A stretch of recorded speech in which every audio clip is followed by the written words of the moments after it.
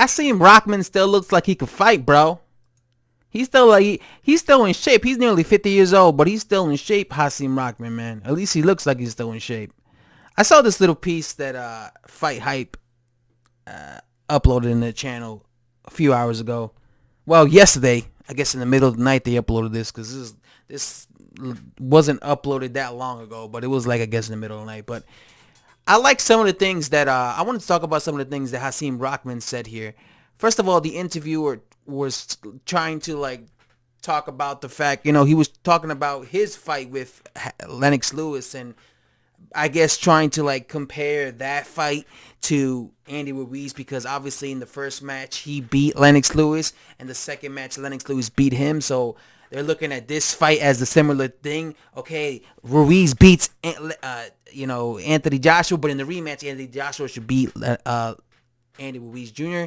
And I found something interesting that he said here. He said that the mistake he made when he fought Lennox Lewis in the rematch was he didn't make adjustments. Because he knocked out Lennox Lewis with the right hand, and he said when he went into that rematch, he was thinking, I'm just gonna land my right hand. I want to land my right hand, the same right hand that I knocked him out with the first time. So he says he went into that fight with that mentality, just thinking he's gonna land that right hand. Meanwhile, Lennox Lewis made adjustments. He fought differently in the rematch than he did in the first fight.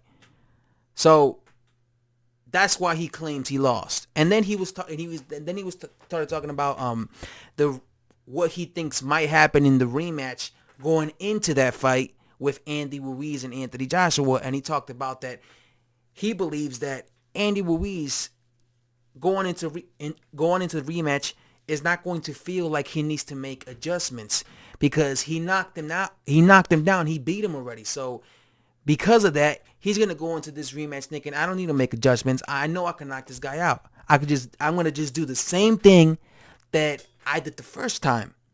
So Hasim Raham feels that Andy Ruiz Jr. is not gonna change anything. He's just gonna fight the exact same way. But meanwhile, Anthony Joshua is going to make adjustments and he's gonna change.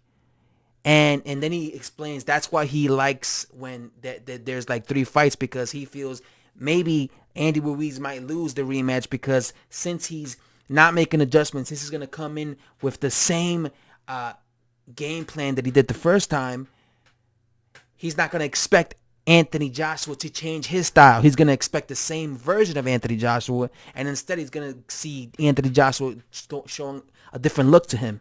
So I found that interesting because that's something that might definitely happen. Andy Ruiz might go in there thinking, I'm just going to fight the same style and beat him, not realizing that Anthony Joshua is changing and adjusting, and he adjusted and he changed his style.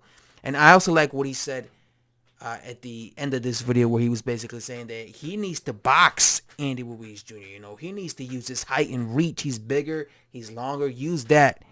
He needs to be on the back foot against Andy Ruiz. And I agree with that because I do believe that you can outbox Andy Ruiz because Joseph Parker was able to do it. Joseph Parker is shorter than Anthony Joshua. What I will say though is Joseph Parker is, I think, faster on his legs than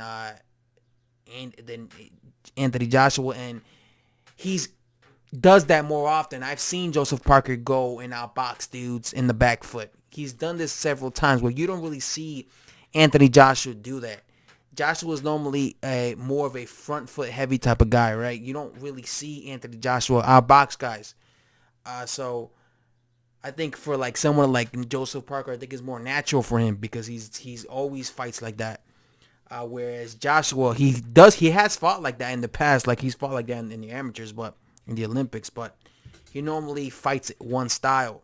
And then he was talking about like the fact that because the interviewer was asking him, do you think because he had all this muscle build and all this stuff, or affected his endurance? And he said, no, I just think that he was tired because he got hit. And he explained that when you get hit and when you get dropped, that drains your energy. And that's, again, I've never been a boxer, so I don't know how that works. But this guy is a former champion, so I'm going to take his word for it that if you get hit in a boxing ring and you get dropped, you probably get drained, because that's what he was saying. He was saying that Joshua was probably tired because he got hit and he got dropped. And when you get dropped like that in a fight, it drains your energy.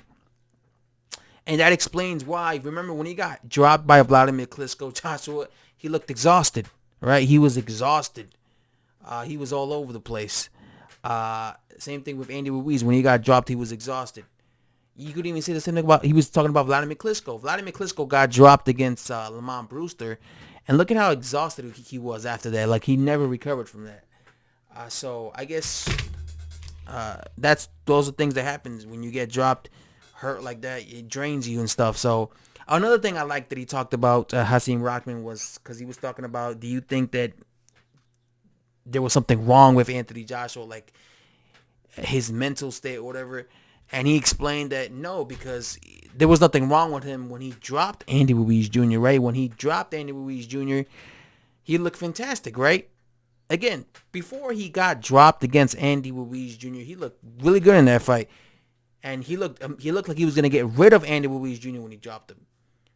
So that's why I like that Hasim Raham said that, because he's basically saying, like, there's no excuses. He was doing good, but the reason he ended up looking like he did was because he got caught and he just lost his equilibrium. And that's boxing. You get dropped sometimes. You get caught with punches like that. That you do silly dances and shit. You never recover. And so I like that Hasim Raham said that, because he's basically saying that,